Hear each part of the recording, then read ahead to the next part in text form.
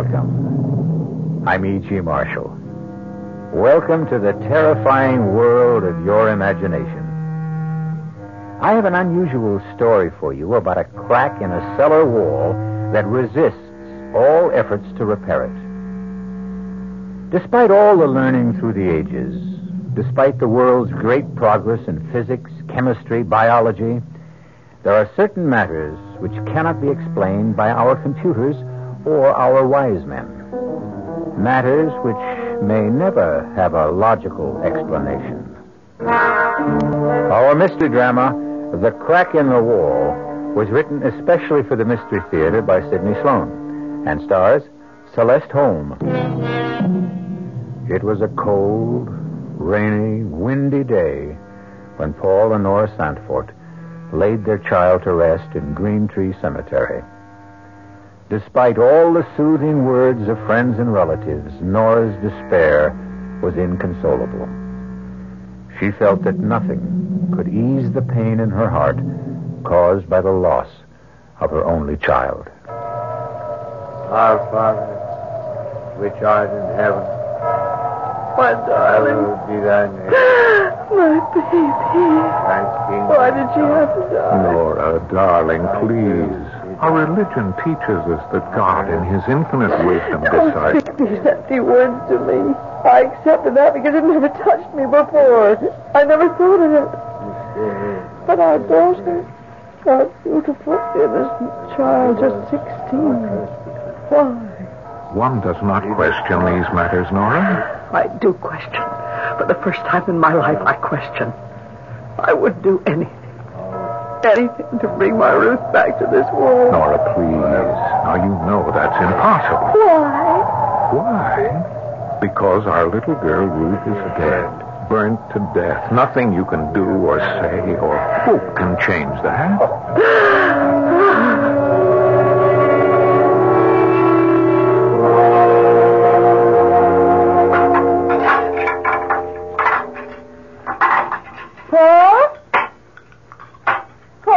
Yes, Nora. Are you busy with something? No. I'm just reading the newspaper. First chance I've had to take a look at it today. The minister was here today, Dr. Fowler. Oh? Said he wanted to see our new house. New? This house is over 100 years old. Well, new for us, he meant. It was just an excuse to come here, actually. He wanted to know why I hadn't been to church in the last several months. What did you tell him? Oh, I don't know. It was awkward. I said I'd be back next Sunday. Made some excuse about not having felt well lately. Well, I'm glad. About my going back to church? Yes. But more important than that, it means that you're getting over this depression, getting out into the world again, beginning to forget. No, you're wrong, Paul. I'll never get over wanting my little girl back with me. I'll never forget. Please believe me, Nora. I loved Ruth, too. But I accept the fact that she's gone from us forever. I'll never accept that. Oh, by the way, now I remember what I wanted to remind you about. What? It's about that crack in the cellar wall, right in front of the washer and dryer. There's a terrible draft that comes from it. Well, there's no crack there, Nora. No crack? I thought I'd get rheumatism from the cold draft when I did the washing today. It hit you right in the back. I had that repaired. I paid for it. It's on the general bill for the repairs we had to make on the old house before we could move in. Well, then they cheated you. Charged you and never did the job. You sure? Seems to me that I remember. Never been done. Those contractors will try. You know, it's Mr. Carroll, isn't it? His number's on the telephone stand. Why don't you call him? Oh, it's 7:30, Nora. Well, come to think of it, the only time I could possibly reach him would be at night. He'd be busy all day out on the job. Hello, Miss Carroll? Paul Sanford. I'm sorry to bother you, but one of the items on your bill to me for repairs on my house, item 28, repair crack in cellar wall, north side interior, $45.60. You never closed up that crack. You what? Hold on a minute. Nora, he says he supervised that item himself, mixed the cement for it. Well, just tell him that he's got it wrong. Mr. Carroll, My wife says the crack is still there. It hasn't been repaired. Okay, sometime tomorrow morning? Right, thank you. It's kind of funny. He said he's willing to bet $100 that he completed the work.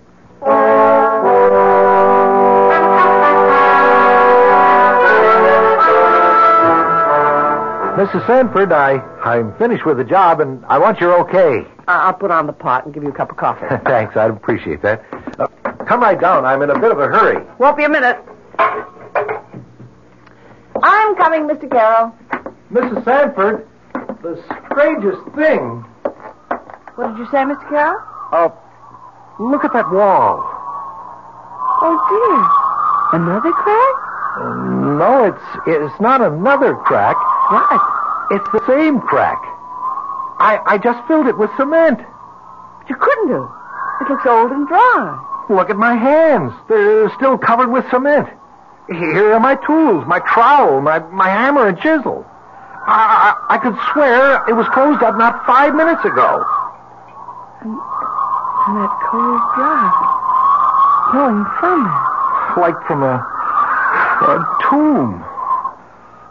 Like from a tomb.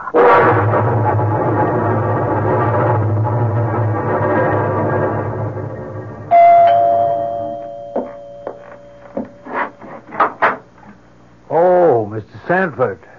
Come in. Thank you, Dr. Fowler. We'll come into the study. We won't be disturbed there. Right this way. You sit down, won't you? Thank you. Please forgive me for interrupting you at this hour. I don't quite know how to begin. As you know, we've been through a horrible experience. Yes. Losing your daughter in that fire. It's our only child. Just 16. Mr. Sanford, you must get hold of yourself. Yes. You see, I've been holding my emotions back for months. I had to be strong for Nora's sake. She's taken this very hard, yes, I know. Yes, she hasn't gotten over it. It shook her to the very foundation of her belief.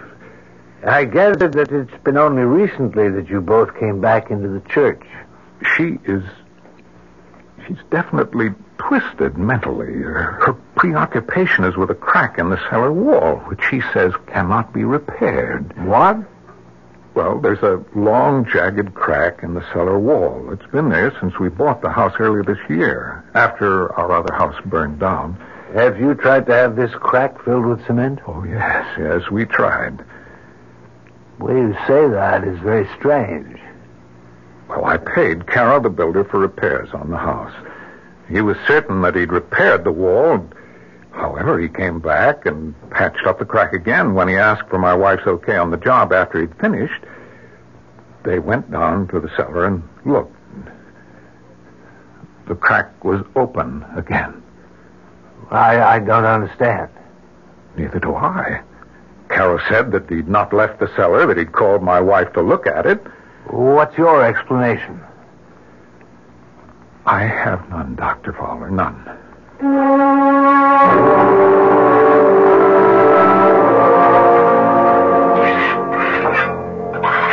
Is that you down in the cellar, Paul?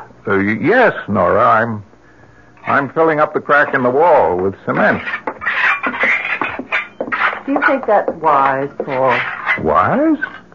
Well, I thought you wanted the wall repaired. Carol won't come here anymore, so... Well, that's what I mean.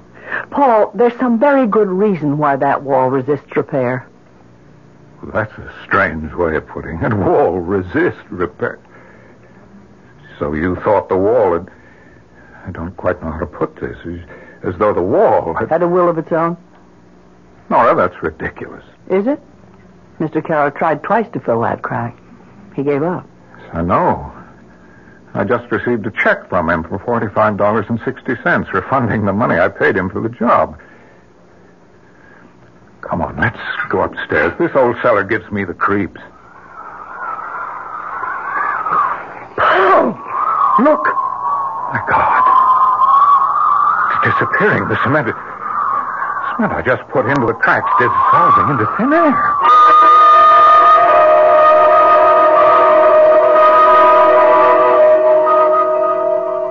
Mr. Edmund, I'm calling about this house you sold us. No,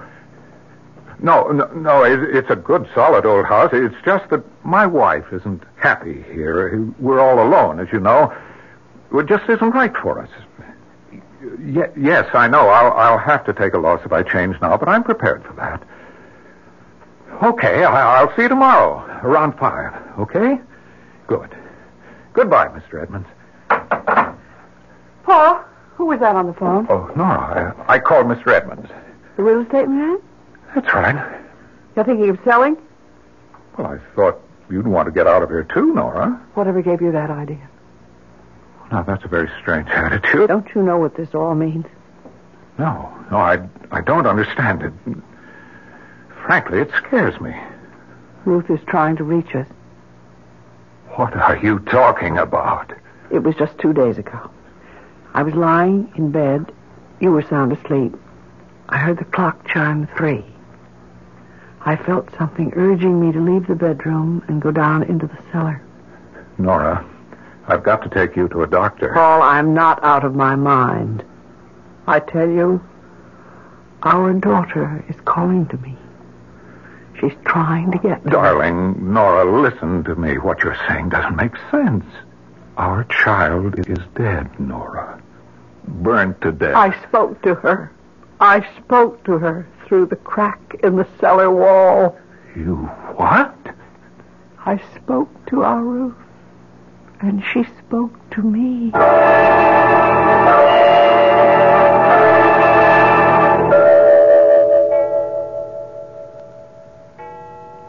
Paul, wake up. Huh? Wake up. Nora, what time is it? Quiet. Now, do you hear? Hear what? She's calling to me. Our little girl. She wants us. She needs us. Nora, listen to me. You don't hear anything. You just think you hear because you want to hear. Listen. I don't hear anything. There it is again. It's very faint, but you can hear it. If you try hard enough. Please, darling, try to rest. I've made an appointment for you with Dr. I don't need a doctor.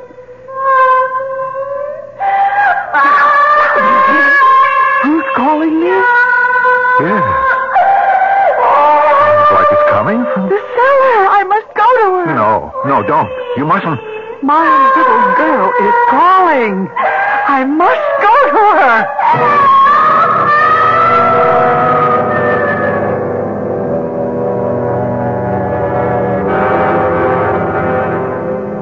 Was Ruth calling to her mother, or was Paul Santfort falling into the clouded supernatural obsession that controlled Nora's life? He thought he heard the voice of his dead child calling to her mother. He couldn't be sure, but Nora's certainty was so strong that he was almost convinced that he heard it too.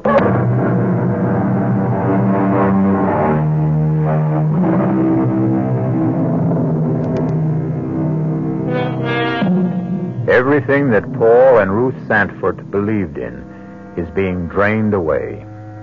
They are living in a nightmare of twisted emotions, pulled farther and farther from the normal life they had known into a tangled, dreamlike world in which they hear the voice of their dead child calling to them. You're not going down into that cellar, Nora. It was Ruth's voice calling. Are you coming with me, Paul, or shall I go down alone? Nora, please. Now, we're dreaming this. It isn't happening. I heard her voice. You said you heard it. She was calling to me for help. Are you coming with me, or shall I go alone? I'll come with you, dear. Just to prove to you that there's nothing there. Nothing. How could there be? I know there is something there. Come. Now, wait. Don't try to go down those steep cellar stairs in the dark. Turn on the light. It's out. It's not working. Here, let me try. Oh, I'm not going down there in the dark. There's some candles in the cupboard just outside the door. Get them. Well, candles won't do any good. Get them. I just remembered. I've got a flashlight in the kitchen table drawer. Hurry. Here we are. Now, stay right behind me. I'll go first. Flash the light around. No, there's nothing. Nothing but that crack in the wall. Let's go back upstairs, Nora. Good evening. What? Who are you? Oh, I'm sorry if I frightened you. What? Who are you? What are you doing in our house? I am inspecting the wall that needs repair. And who are you? Why, I'm the helper. What are you talking about, helper? Whom are you helping? You? I don't like this, Paul. Please make him go away. If you want me to, I'll go. But I thought you needed me. Now, I want you out of here. Or... I see you have a hammer in your hand. You're afraid of me. Well, believe me, I came to help you. Who sent you? My, employer. Who? Your friend.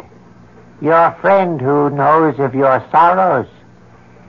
He sent me to seal up the crack in the wall. Well, I've tried. Several people have tried to do that. It won't stay closed. I can close it for you if you want me to. I repeat, if you want me to. You may not want it. Why? You will not hear the voice of your daughter ever again. No. Don't seal it. Please. Nora. Now, maybe it would be better. No. No, this is insanity. Nora, our daughter is dead. Dead and buried. And you think that is the end? Of course. It's the end of mortal life. And do you share your husband's beliefs, Nora? No. Ruth was calling to me. I want her back. I want to hold her in my arms. Am I dreaming? This can't be happening. What are we doing standing here talking to this... Paul, please, don't. There's no one here. He was here? Where is he? He couldn't get past us up the stairs. Nora, where did he go? Who? Oh. Nora, darling. What's happened to you? Speak to me, dear. Speak. Paul. What are we doing here in the cellar? How did we get here?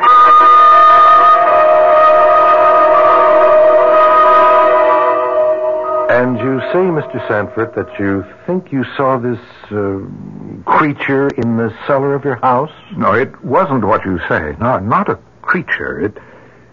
It was a man. Small, dwarf-like. He said he'd come to repair the wall. At 3 o'clock in the morning?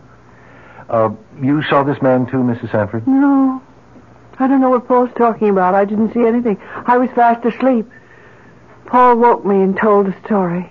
I see. Your daughter's death was a terrible shock to you both. It's preying on your thoughts. Your grief pushed the normal day-to-day living from your minds. You began to I heard imagine... her voice, Doctor. I heard Ruth's voice calling to me. Of course you did. But try to think rationally, Mrs. Sanford. You know it's impossible for you to have actually heard the voice of your dead daughter. Seriously, you can't believe you did, can you? Seriously, can you believe that? I don't know.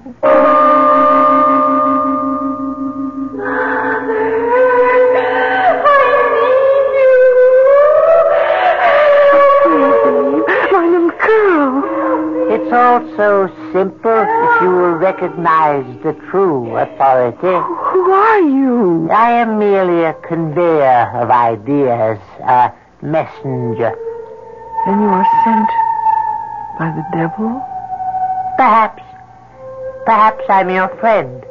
Call me the helper. Can you help me?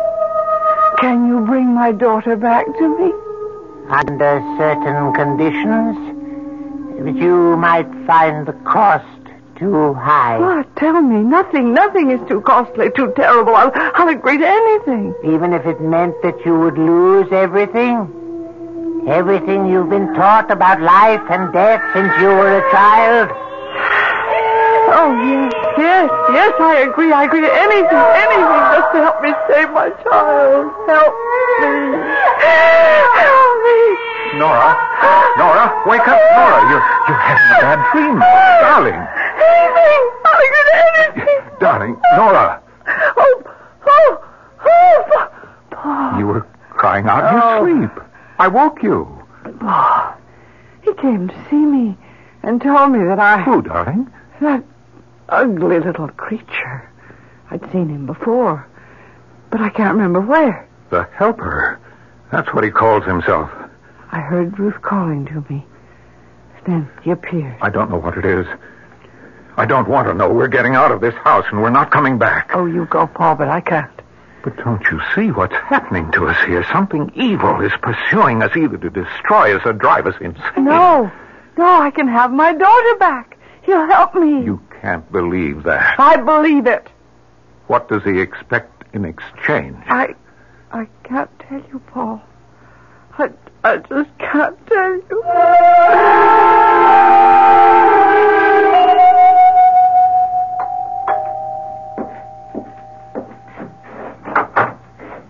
Oh, Dr. Fowler, right on time. Is Mrs. Sanford home? No. No, I called her sister and got her to make a date with Nora so she wouldn't be here. My work is suffering. We're not sleeping well. Nora's had terrible dreams, nightmares. You told your physician, Dr. Coombs?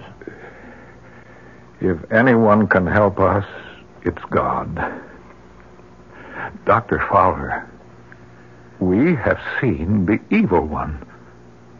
What? We have seen him. We have spoken with him. It's either the devil or one of his emissaries. He calls himself the Helper.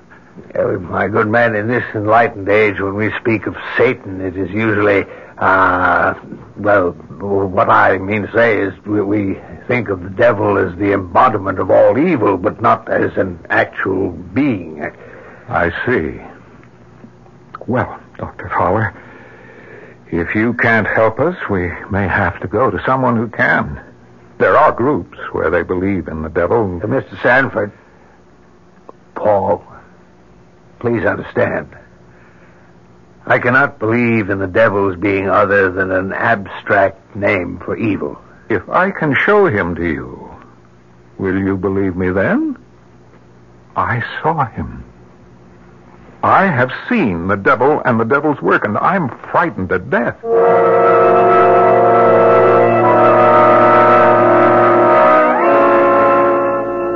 Sorry to bother you, Dr. Coombs, but something very disturbing has happened. Yes? You know the two people I referred to you, the Sanfords? Yes? In your opinion, Dr. Coombs, would you say that they were insane? Well, I don't know, Dr. Fowler. The word insane is a legal one, not a medical one. Well, deranged and mentally ill. Well, I would say from a very cursory examination that they were both suffering from severe emotional stresses brought on by the untimely death of their only child. Well, would that explain their hallucinations? Hallucination? To put it bluntly, Doctor, they think they have been speaking with the devil. Have seen him, in fact. Not exactly a common delusion in this day and age. If they need medical help, they must come to me. I can't solicit Yes, I realize that, Dr. Coombs. Perhaps a sanitarium would be the best place for them. They could be taken care of and have a change of scene to get over the grief that they feel. An excellent idea, Fowler, but who's going to commit them? Can you get them to commit themselves voluntarily? I don't know. I'll try.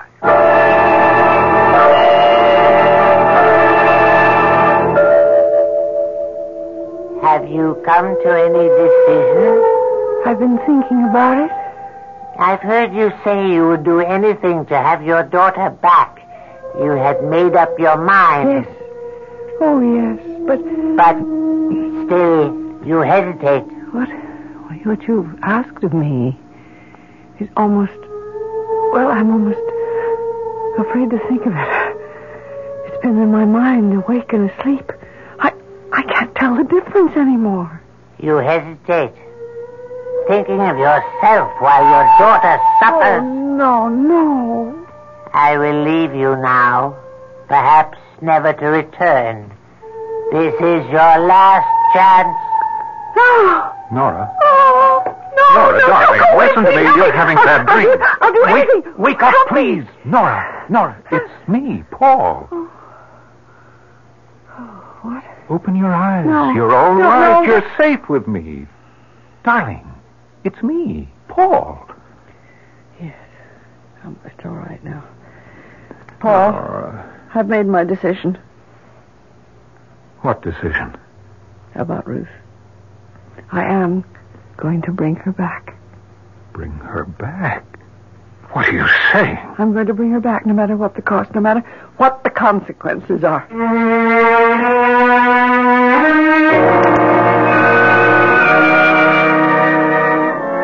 Nora and Paul have come far along a tortuous, a frightening path. Now Nora is determined to see the matter to the end, despite the consequences.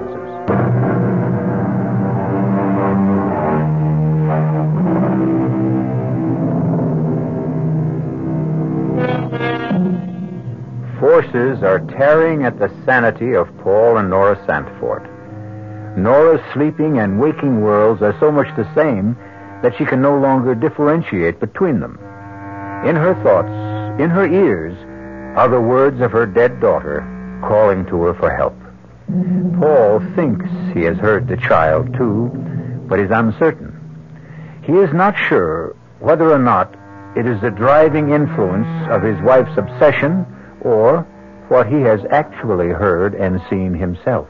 I don't know, Doctor. I don't know anymore. Everything is so confused. I want you to sign commitment papers for your wife. You mean put her in a good sanitarium, in a place where she'll be safe and receive the proper treatment for her problems. I don't know. I don't think she's crazy. You're not in any condition to judge her mental health, Mr. Sanford. What do you mean? Oh, well, I mean, I'm asking you to make a difficult decision. I'm also asking you to commit yourself.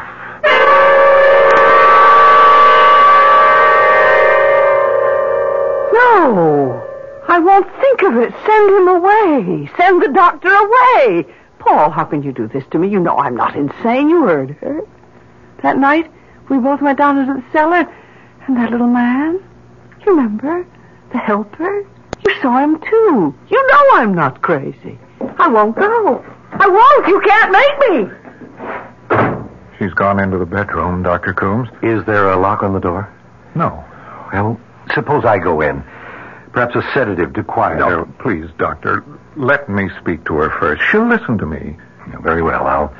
I'll wait out in the car if you want me. Yes, please go. I think she'll listen to me if you're not here. Nora? Nora? May I come in?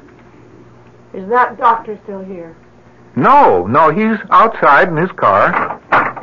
Paul, how could you do this to me? Deceive me, try to put me away. But I explained everything to you. I will never consent. I'm going with you, dear. I'm going in, too. What? Why? Paul, why do you want to do such a thing? Because I'm frightened.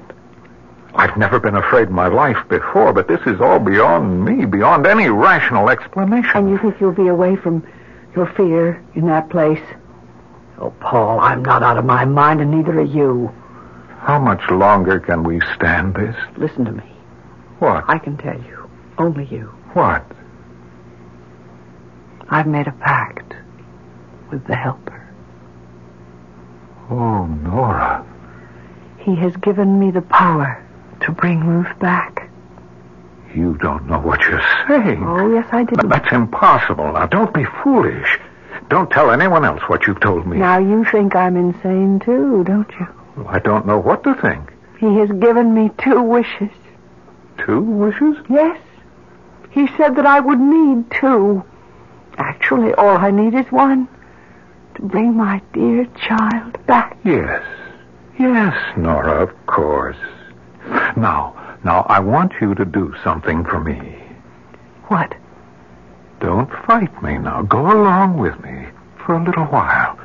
Perhaps this nightmare will stop. We'll be able to get out when we want to. I have the doctor's promise. Can you trust him? Yes, darling. Since we're committing ourselves, we can get ourselves released merely by asking to be released. And our poor tortured child? Who will be here to hear her call?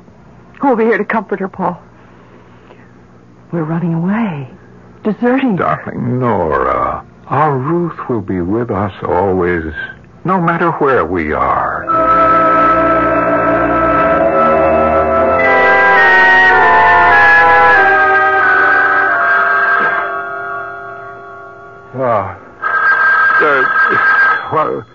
The phone. Oh. Hello? Hello, Mr. Sanford? Yes, Dr. Coombs? I'm calling from the sanitarium. Is there anything wrong? Yes, your wife has disappeared. You mean walked out? Nobody saw her leave. As a matter of fact, it's a bit of a mystery. Her room was locked. Perhaps one of the attendants or nurses unlocked the door for her. No, we've questioned the entire staff. At 1 o'clock, the nurse assigned to that section entered her room to administer a mild sedative. Your wife had complained she was worried because you weren't there. Well, I was just cleaning up a few urgent matters here. I was coming to commit myself tomorrow morning. I told her that, but it didn't seem to have any effect. When was Nora last seen? Not more than 10 minutes before 1 a.m. Another nurse on the floor answered her ring. She told the nurse about her anxiety and her inability to sleep. She hasn't returned home, has she? No. What do you want me to do, Doctor? Stay where you are. She may come home. It's very likely that she will come there.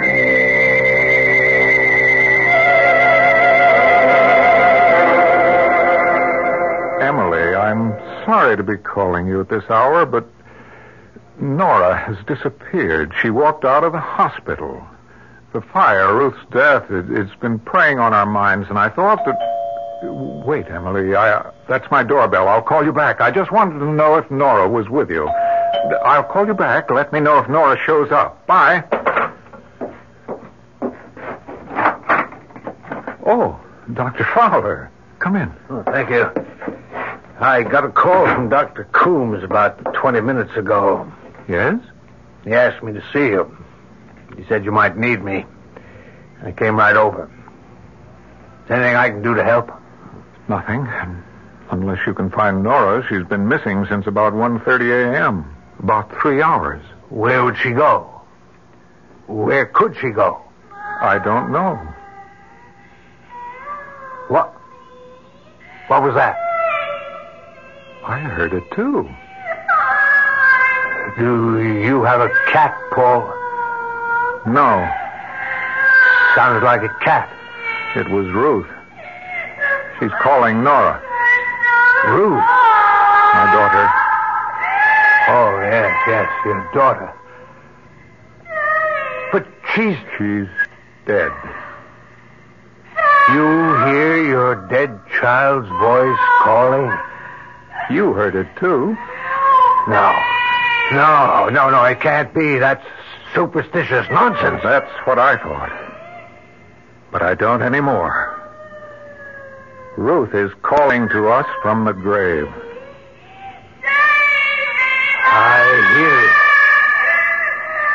I hear it. Paul, pray with me. Pray to God to make her go back. No. Nora will be here. She will come here and answer to her child's cries. Her mother's love is so strong that Ruth's outstretched hand will reach across the void of death and touch the hand of her mother.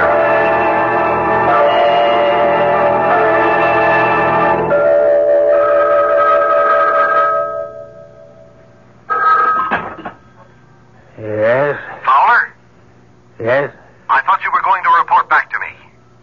I've just been through the most shattering experience of my life. You saw Mrs. Sanford? No. I'm not a superstitious man, Dr. Coombs, but I heard the voice of Ruth Sanford, calling to her mother from the grave.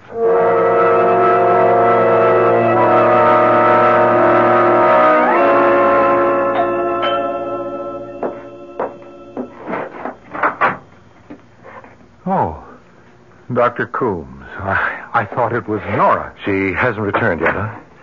I was talking with your minister, Dr. Fowler. He seemed quite upset. Any word from the police? Nothing. They've gotten several false telephone tips from cranks. Only one man identified himself by name, a Mr. Helper. Helper? You know him? Yes, I know him. The police asked him for his address. He gave them one, but it proved to be a phony. Do you know where to find him? You won't believe this, Doctor. But the last place I saw him was in my cellar. What? I don't know how he got there. I didn't see him leave, although I was standing talking to him at the moment. He vanished. Vanished? Disappeared. I see. Disappeared right before your eyes. Oh, yes, I remember you telling me about that incident when you both came to my office. Hello, who's there? Paul? I've come home. What is he doing here? I won't go back to that place. He can't make me go back. Nora, dear. Send him away, Paul. Paul, make him leave. We don't need him. Mrs. Sanford, as your doctor... You're not my doctor anymore. Please go. Leave us alone. Please, Dr. Coombs, your being here will just make her worse. Very well, if you think you can manage. Yes, I can manage. I'm sorry you feel this way about me. Good morning. He was trying to do what he thought best for you, for us. He has no way of knowing what is best for us. He was just interfering, keeping us from Ruth. Nora, please give up that mad notion. Give it up? Oh, no. Paul, I will not give it up. Tonight, this morning, before dawn, we will bring our child back to us. Nora, think what you're saying. I've thought, and I've made up my mind. Before daylight, he said. What time is it now? It's 20 after 4. It won't be light before 6. We must do it now. Come. We'll go together. Go where? To the place I first heard her voice, calling to me, the cellar, the crack in the wall. Are you sure you want to go through with this? I think, Nora. I've come too far to turn back now. I don't care what happens to me. It's Ruth we must think of. All right, Nora, I'll go along. I'd better get my flashlight. The light's still out in the cellar. No, Paul. What I must do must be done in darkness. No lights. Now, let's go down the stairs.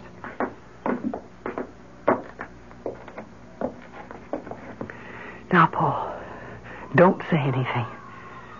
I must ask for her life from the Master. Oh, Master, listen to my plea. I have paid dearly for this doing. Heed my request and grant it to me in payment.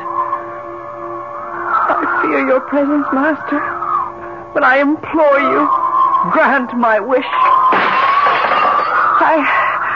I wish my daughter were alive and with me now.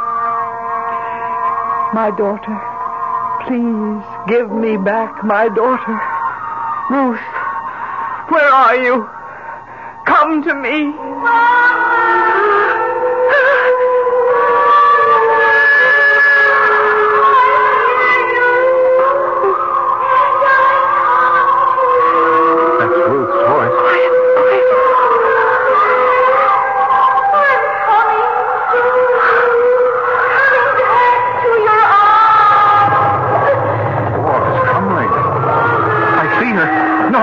I see. Oh, my God.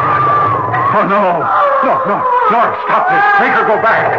Oh, Nora, she's a bird. Her face is... Nora, please. Stop.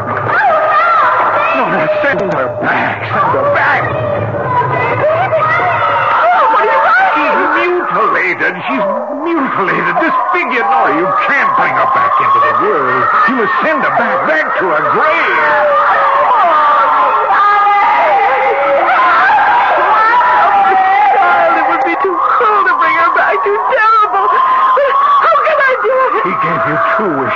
said that you'd need the second. Now I know what it means.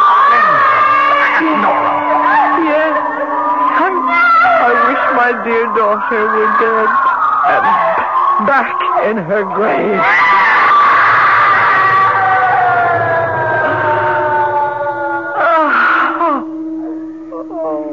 Nora.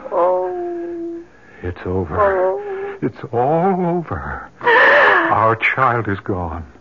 Forever. Oh, Paul. May our dear child rest in eternal peace.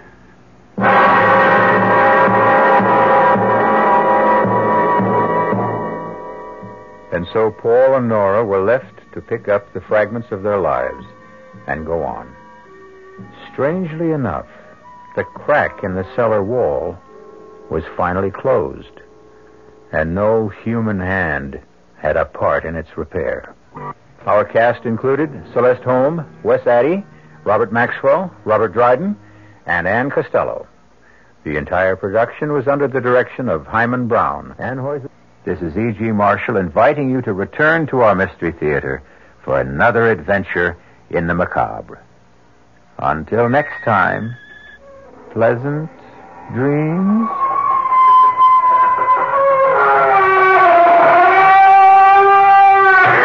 The preceding Mystery Theater program was furnished by the CBS Radio